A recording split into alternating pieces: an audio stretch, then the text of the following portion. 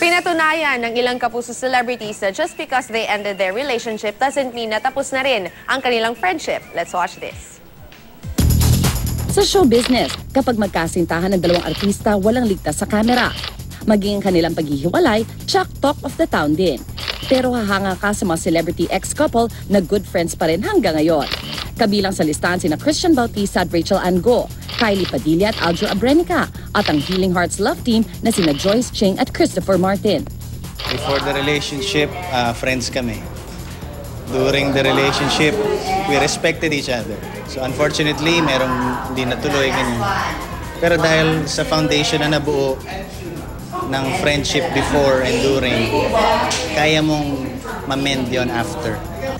No, kasi ayoko bilang tao, ayoko nang may...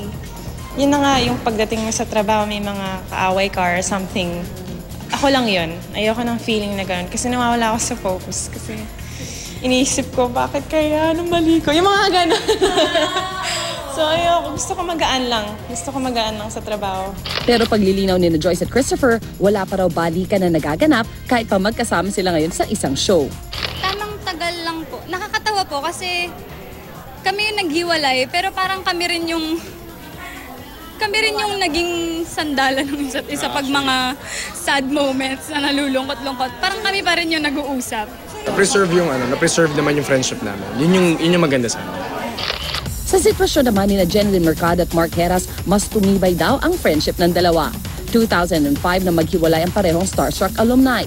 Kaya namin takbuhan yung isa't isa pag may talagang serious na problema.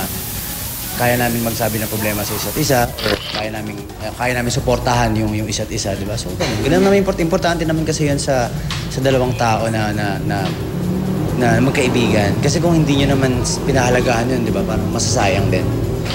Naging bad o hindi man ang kanilang breakup, good thing na mas pinili pa rin ng inyong mga idolo ang maging magkaibigan. At yun ang mas masaya at mahalaga.